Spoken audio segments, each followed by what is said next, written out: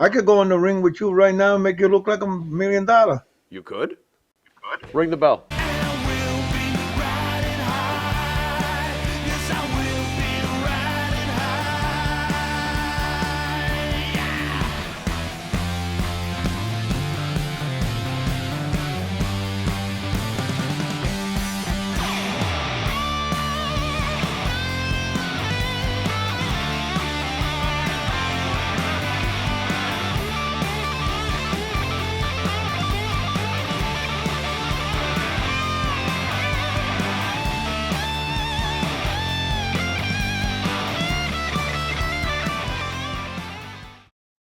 Johnny Rods. Johnny!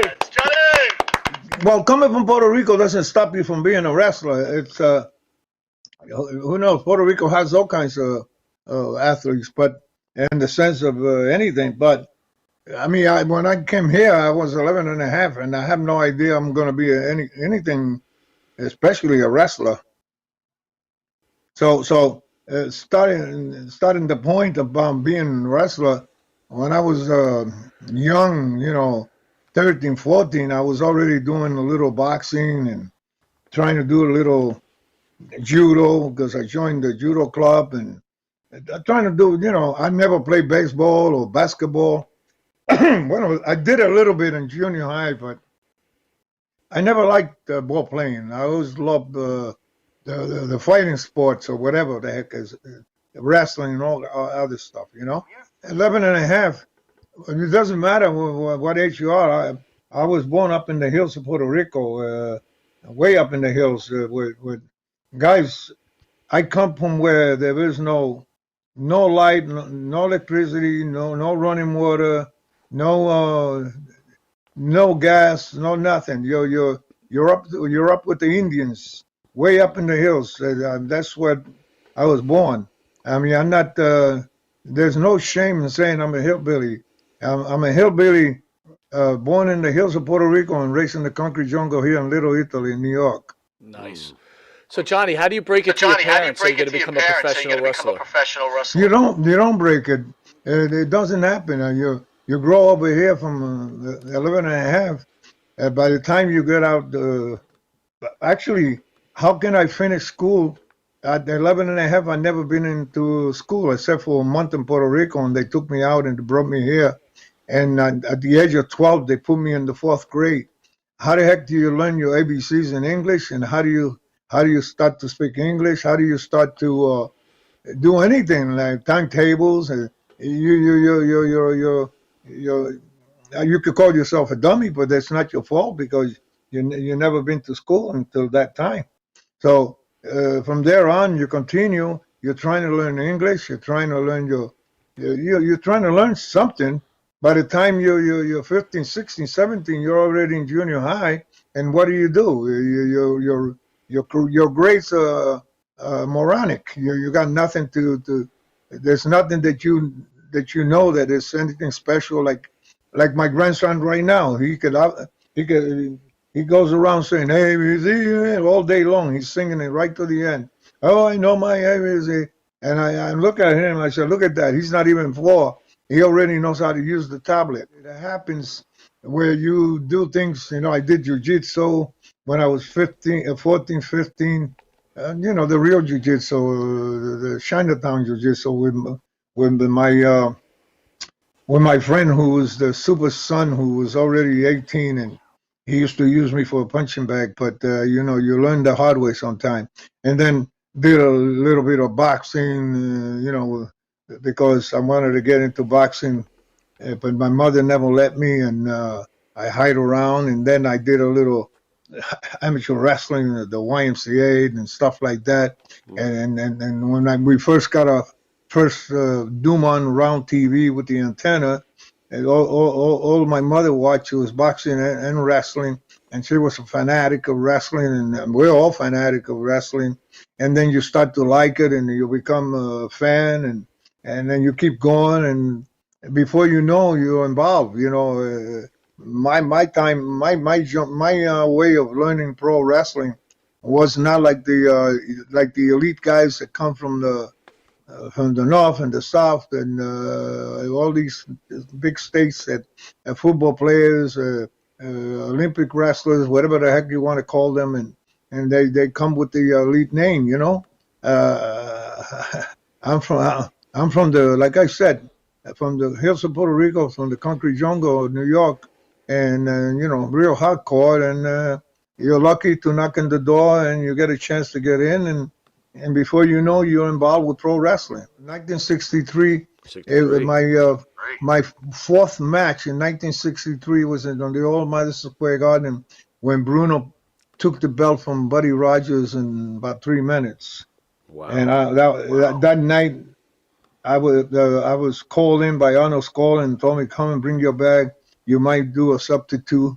And Bruno brought a guy from Pittsburgh, about 300 something pound and about 6'2", 6'3". He was a state trooper, friends of Bruno, and I worked with him on the garden for 15 minutes. That was my first win on the garden, and in 15 minutes they put me over. So that was my fourth shot in pro wrestling. Wow. My first one was in Comac, Carolina. The second one was in Sunnyside Garden, and the third one was in Trenton, New Jersey, and the fourth one was in the Garden, and then from there on, the rest is history. Well, when you're a fan, until you break out of it after you've been in the business for a while, and knowing Bruno being at that time my first superstars that was like Antonino Rocco and Miguel Perez and Ricky Starrs and the Graham Brothers and Skull Murphy and Rube Bernard and all those characters that were, you know, big shots in at that time. But when you become one and you're sitting in the same dressing room with these monsters, you start struck, you know. But you're walking around just thinking that you're like them, you know. Your chest is up, your arms are out, even though they're not big enough. You're lucky. You want to get a cauliflower ear or something. I don't know. It's when God puts you in a spot, it's going to happen. It's going to happen. That's what happened to me, you know. What kind of person was Bruno? If you can share with us. Bruno was always a gentleman, a scholar. Bruno was always a good guy. Bruno was the years I spent in my business. I was friends with Bruno, Dominic DiNucci, Cicluna, all those names that I'm mentioning. That we're all pals from the beginning. I started till they die. Thoughts on Buddy Rogers? As a person. Buddy Rogers, no problem. And then he was here in the beginning. He was away, and then he came back, and we're still pals. Did you notice any heat, considering you were there that night, between Buddy and Bruno? Well, the heat that when put it this way, I told Jerry Briscoe just a couple of weeks back the same thing. I was in the dressing room like a fly on the wall, sitting there because it's my first time and just a rookie, and I heard loud noises in the other room, but I won't dare to go over there and check because it's none of my business. I was just sitting in the corner somewhere waiting for going on the, I think it was the second match of the third that I wrestled, and then I just sat there, waiting for to see what goes on. And I heard the commotions, but it wasn't nothing that it was my business. I didn't think it was a fight or anything like that. Then they come out to go to the arena, and looks like everybody is sneaky following. And I said, well, if everybody's following to see, and go out to the hall and look between the curtains, and you can see the ring, you hear the belt. They announce the name, you hear the belt, and 3 minutes later, then the winner is Bruno Sammartino. So you wonder, wow, that was a fast match. That went quick. That's what I thought. But they come back to the dressing room. Everybody goes following back to the dressing room, and I could see that everybody was doing it. But I stayed watching the rest of the matches because I was too dumb to know that there was a shoot. But that it was a shoot because they probably said, as far as I know, is that they probably told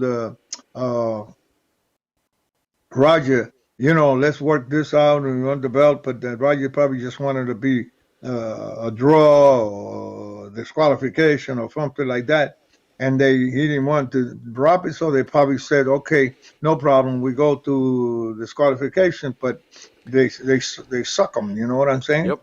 Bruno was having none of it. And that's how it happened. That's how it happened. After I know many years later, I know the truth because that's what it happened. But the Vince McMahon Senior, once you get started, you really don't meet Vince McMahon Senior until you go to the Garden. And the first time I met him is that same night that we're talking about that deal there. The rest of the times he's always around in the big arenas in the Garden and in Philadelphia and Washington D.C. and Baltimore, places like that. Maybe Boston, any big arena that there was running through the month or whatever. Vince McMahon Sr. would show up, and he was a gentleman and a scholar.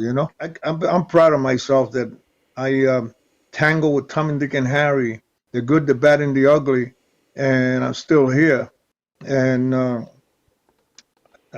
not only still here, but I'm teaching guys in my club the way the real game's supposed to be for them to be pros if they want to stay in the business, not to be doing independent shows and jumping all over the place and doing all kinds of high spot at the age of 18, 19, 20 to the 40s, and then they think that they're stars and they got wife and kids or something like that, and then they break their neck, they break their arms, they crack their ribs, and by the time they're 50, 55, they haven't got into the business, and then they think they're pro wrestlers, and that's not the game. Oh, comparing, there's no comparing. Junior, as far as I'm concerned, he can put his tights on, his boots on, and stand in front of me in Madison Square Garden, and I'll beat him in about 60 seconds. And I swear to God, they don't take me long to have them on the floor in 60 seconds, maybe less, because it only takes me. I'm good enough still to hear it in the beers halls, if you understand what I'm saying. Absolutely. I mean, I could kick him so hard that he'll forget his name. What makes you want to kick him so hard, if I can ask?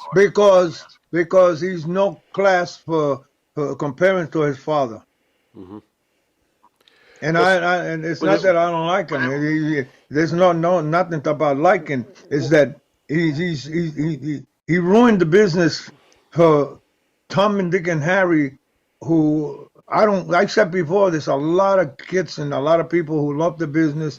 They want to get in it, and this guy took the world and turned it into for himself, like a Hitler. And now it's all them. It's in that. It has no. There is no other promoters. Arnold Skolin was the booker of the control of Vince number one man running the towns, and for years, and then Angelo Saboldi came in behind, and then Tommy Dick and Harry and Gorilla Monsoon came behind, and then Jay Strombo came behind, and they had a slew of them. And then when Junior started to become involved, he also, he was just waiting for his father to die so he could come in with his big, It's not that he's rude, that I don't have nothing elite that he thinks that I'm supposed to be taken care of, Otherwise, they don't they don't think that way. They want their boys, I hate to talk like this, but to them, you're no freaking body. You understand? They don't have no respect in the sense that without me, you're not going to have nobody to be put over. You know what I mean? Right. And then when you put people over, you put them over. You put them over with heart and not with hate. You know what I'm saying? Because it's the business. It's not them and it's not you. It's a freaking business, the way the business is. And the business is a great game. It's a beautiful game. It's a pro game. If you know how to do a pro. He changed the business. He said he was going to do it. He said, I'm going to bring this. I'm going to bring this universal. He did. I mean, he's been down. He promoted every. Who promotes in Arabia? Who promotes in India? Right. Nobody. Nobody Right. ever. They have wrestling in those countries, but it's not our kind of wrestling. Right. The Indians have they wrestle on the beach, and the Hindu been wrestling all the centuries. So it's in Arabia, so it's in Greek, so it's everywhere else. But when Vince was doing here, and every promoter in every state were doing beautiful, and wrestling was beautiful. Every state had beautiful talent, and they share the wrestlers. They come back and forth to different states, and everything was so great. And no, he just took it and he slapped everybody in the face and took the power and went and put TV on everybody else's territory and spat on everybody and did whatever he has to do. He couldn't care less. Like I said, he's a Hitler. I wrestled Tom and Dick and Harry that came in to try to see if they're gonna make it, for them to use it right, to make them a star so that we can make money. So who else is better than me to know what to do with a freaking guy to make him look good? One and only, the unpredictable one. And I'm not unpredictable. Vince, my man, used to say that. Junior, he said, "Oh, Bruno, look at this guy. He's the one and only. He's an unpredictable one. We never know what this guy's going to come up with." Well, he enjoyed every minute of me. That's why he called me unpredictable. So from there on, that's all it is, the unpredictable one. What the heck do I do in the ring? Whatever comes in mind, I'm going to put it out. People like it, hate it, doesn't matter. That makes me number one. I remember you wrestling Ivan Putski at Shea Stadium. Oh, Ivan Putski. 1980. I could eat him with my eyes closed. He ain't he was just a put over guy. I don't have nothing against the man. He's okay. Just that they put him over and he believed it. And when I work with him, and if you're gonna count 1, 2, 3, and after I finish, I'm on the floor, and you're gonna put your foot on top of me and raise your arm, I'll kill you. You know why? Because I'm a man. You cover me, and you beat me. That's it. It's all over. But if you beat me because you're going over, not because you beat me. The hell with you. I'm not. How do you say? Hulk Hogan weighs 300 pounds and 6'6" and whatever. He could blow up too, just as good as any little guy. Did Vince ever let you out? To like other places? No, he doesn't have to let me out. Whenever they needed to put somebody in a certain spot, like in Toronto or Montreal or anywhere that something was going on, that they needed something to explode, I wind up there for a week or two.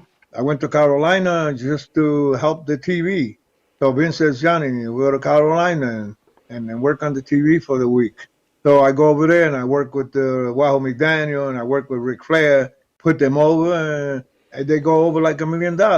They don't have freaking bodies to put nobody over in those days. It's very rare. They take a guy, they put him over, and after your guy don't like it, he'll probably leave because he feels like he doesn't want to do no job. With me, it doesn't matter. I go to Canada, I go to Texas, I go to here. Only because it's a special week or two, and that's it. I go to Japan for 5 weeks. I was there 5 times, but that's the best deal you could get because you're going to work for Baba and the other guy and things like that. My biggest count was when I went to Pennsylvania. I went to California to do Jabaruk. Well, that was in 1976, at the end of 76. I told Jerry in that joke there. We did Philadelphia TV, and we went to Reading, Pennsylvania, to do the second TV. And Hamburg, the Reading. We used to stay there at the hotel in the Crystal Room.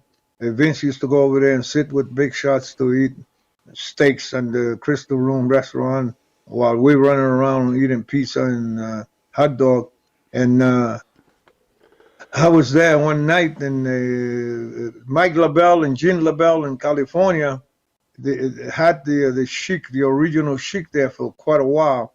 but because at the beginning he was drawing like a firecracker, but after a while, you know how he drew. They did the cut all the time. There was always blood, blood, blood, blood.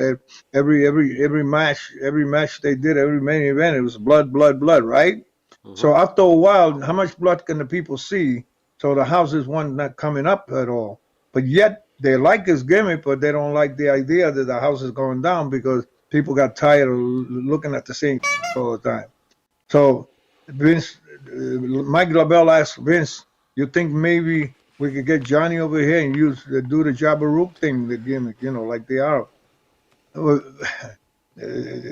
I was hanging around the hotel, and Ernie the Cat Lat was with Vince, and Vince says, "If you see Johnny down the hallway somewhere, tell him I want to see him because that was the night he was there. He didn't want to tell me. He wanted to ask me if I want to go to California and be the next Sheik while they got rid of the other guy."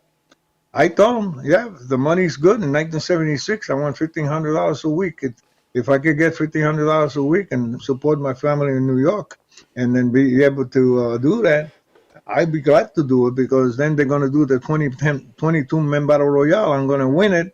You're the biggest thing in the wrestling business for a year. You follow that?" So Johnny, they told you you were going to win that battle royal. Of course, of course. And Yeah.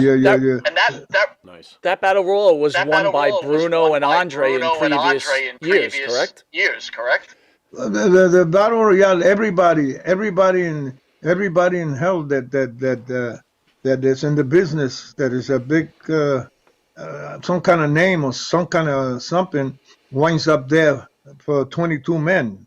Every year there's a 22 men. That's the biggest. That was WrestleMania in those years. Right. There was no WrestleMania. Right. And then I came back because they messed with my money, Okay. and I left them. Oh. I came back home Okay. to Vince.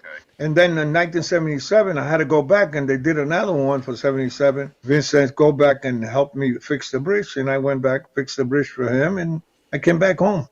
But I was the winner for the 76 total. Johnny, how did you come up with the Java Rook name? One day we're in Pittsburgh doing TV. We were in Pittsburgh to do a couple of shows, and we're going to do TV, and he wants to put me on, but he doesn't want to put me on as Johnny RODZ because I've been there as Johnny RODZ, and it's not hot enough. He says, "Maybe you could do an Arab gimmick." So, but I'm there, and I don't have no Arab get up.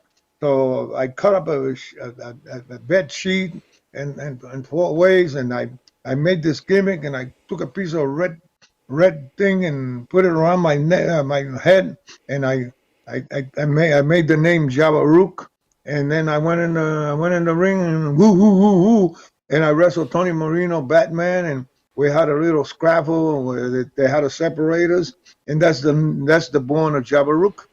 Roddy Piper was a Canadian kid, and he came. The age of 14, 15, 16, or 17, he was in Canada doing bumps and getting little shots here and there. And whoever helped him, I don't know. I knew, but I forgot. And then somehow, at the age of 18 or something like that, he escaped through Oregon because he's a Canadian with no visa.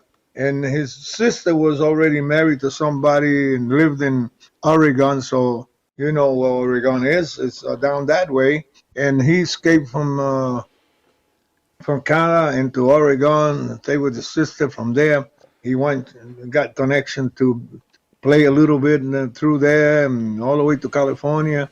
And by the time I got in California, he was there for, I guess, for a year or half a year. I don't know. They were giving him half a year visas, and he really wasn't making money, making $600, $700, maybe $1,000, and young guy like that, and running around with Ye York and all those guys. By the time it's payday the next Tuesday, when we get paid, he probably broke, because he's young, drinking beer, jumping around, and he wasn't really a big star or nothing. He was just a regular worker, whatever they say have. And then I come in, they put me over, I have no manager. I have nothing going on. I'm just by myself. And I decided I saw him with a good, whenever he did promos or something, he had a good mouth on him and he had the flute. So I said to him, well, I live in the same place with him, different room, but in the same hotel in Santa Monica. And I said, brother, I said, it'll be nice if I could talk to these son of a guns in the office and make you come with me with the flute and control the Arab. The Arab is crazy. You could control him. And he thought it was a good idea. So I said, let's go to the office and talk to them. I went to the office and they said, nah, he's a baby face. We're going to do this with you. We're going to get you a girl to do the smoke and all that. This is 1 week. The next week, I did the same thing with him. The same nah, we're trying to figure it out. Maybe. But then the third week, they said, come on down, guys, come on down about 10 o'clock to the office. We want to talk to you. We actually thought something was wrong. We go to the office, hey, we got a great idea. The cigarette sign they used to say, I'd rather switch than fight with the Winston cigarette, with the cowboy with the black eye. Oh, yeah. Oh, yeah. Okay, well, so the book, I forget his name now. He says, Tom Ernesto, I think is his name. So he says, we got a great idea, Piper. This week TV, you're going to work with Rook, and it's 3 minutes, the bell ring. Rook, you beat the out of him. You fucking run out of the ring, grab the mic, and you tell everybody, the hell with it. I don't want to wrestle this guy. I want to control this Arab. I want to be his manager. I'm gonna make, and then the people stopped going, and then we thought it was so we told them, oh, it's a great idea. And we went back to the hotel and we got drunk because it wasn't not their idea. It was my idea, but that they wanted it and they said that it was their idea, so we took it. And from there on, we were hot as a firecracker. We even got shot at Bakersfield and Lancaster when we worked over there with Chavo and all his boys. Chavo was hot because he was champion, and we had the Mexicans were shooting at us. You could hear the bullets in the bleachers.